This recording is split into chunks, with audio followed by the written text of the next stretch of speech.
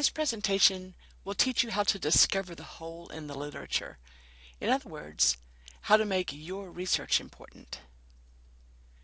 A literature review is a comprehensive summary of the major works that address a specific question. You should consider your readers to be completely ignorant of the state of literature in the field and use your lit review as a way to teach them what they need to know about the field. For this class, NORS 601, use only literature that is academic and scholarly in nature. Peer-reviewed journal articles, chapters in books published by academic or university presses, scholarly monographs, these are all examples of scholarly and academic works. Works that are generally not scholarly or academic include Wikipedia, encyclopedias, dictionaries, websites, most websites, newspaper articles, magazine articles, or self-published books. Generally, you can tell if a journal article is scholarly if it is peer-reviewed or editor-reviewed. You should use the literature within your discipline as much as possible. So, for example, if you're a sociologist, focus your search for literature within sociology journals and books, and limit your search within non-sociological journals. If you can find no items within your discipline, you may be in luck. You may have discovered the edges of the whole in the literature. On the other hand, you might just not have been looking in the right places for appropriate literature. Thus, you might need to adjust your search strategies to locate appropriate lit within your discipline. Use literature outside of your discipline sparingly, and only if you can find nothing within your own discipline. And then carefully frame the lit from outside your discipline so that it works as part of your discipline. In no case should you use non-scholarly works in your literature review. So, save the popular books, Facebook, magazine articles, and websites for your leisure reading. Organize your literature review into sections to lead your reader on a journey through the lit.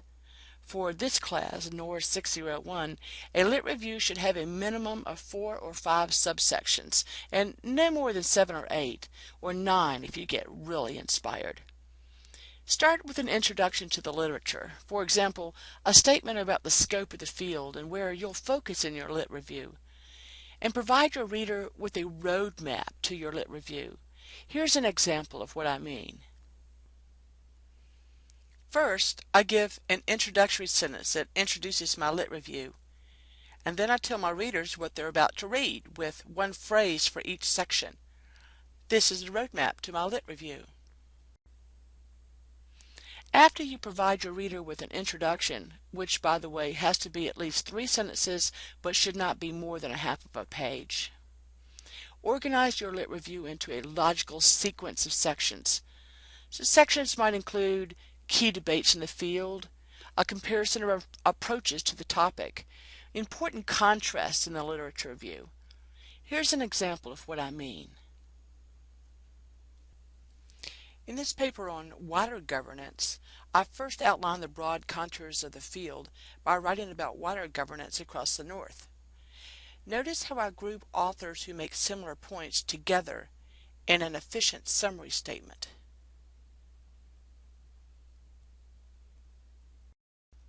Depending on your topic and your purpose, your lit review might be only a couple of pages long, or it might be a full chapter of your thesis or dissertation. For this class, NORS 601, your lit review can be abbreviated because your research proposal will focus mostly on describing your methodology and your research question.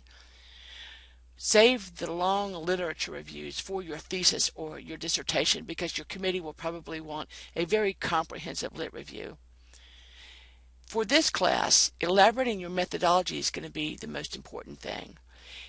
But to elaborate your methodology and prove that you know how to write a research question and that you know how to design an appropriate research methodology, you have to identify what I call the hole in the literature. Here's how I do it. First, I comprehensively annotate every journal article, book chapter, and book that I study for the project. I first skim and flip through the articles or the other item to get the general gist of the author's argument and the evidence that they present. Then I go back and I read the item very carefully. I underline key phrases and I make marginal notes. Next, I'll review those marginal notes that I make and the underlined phrases, and I'll put asterisks in. I'll use sticky notes. I'll use jottings, and look at Emerson if you don't remember how to do jottings. And I'll do this all next to the most important stuff. Then I type up a comprehensive annotation of the item headed by Discipline Perfect Style Guide Approved Citation. Now, I don't memorize all the formats from the style guides from the different disciplines, so instead I use EndNote and I'll let the software do the citation work for me. Many people, by the way, use EndNote to organize their annotations, so if you try this out, let me know what you think. But meanwhile, I've gone back through the articles and I've used the notes that I made, all the jottings and the marginal notes and the sticky notes and the asterisks above the really important stuff, and I use these to create an annotation for each article that I have read. Then after I finish annotating all of my lit sources, I print all of them out and I cut them up. I organize the annotations into stacks, each with a particular theme that will go into a subsection. And I'll move items from stack to stack until each stack contains annotations that make related arguments. Many times I'll print out multiple copies of annotations so that I can use the same item in more than one subsection. When I first started writing literature reviews, I literally cut the annotations up. But once I learned how to use the skills, then I used the cut and paste tools in Word to organize my annotations into subsections. After I have all of my annotations organized into stacks with sticky notes suggesting potential subsection titles, then I organize each stack into a logical, coherent subsection. And then I make myself a big pot of tea or whatever else I need to do to calm my muse, and I look for the whole. I'll ask myself these questions. What is missing from this literature review? What key point has not been made before?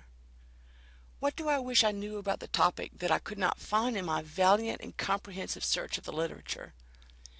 What is the hole in the literature, the important point that is yet to be made?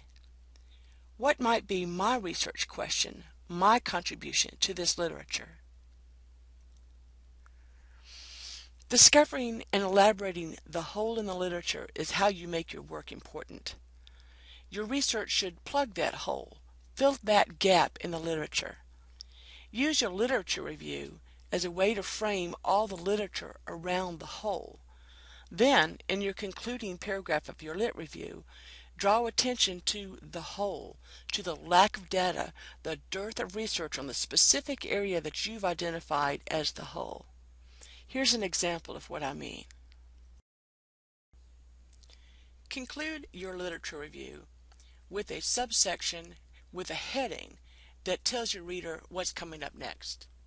First, in 1, 2, maybe 3 sentences, summarize the broad parameters of the literature review.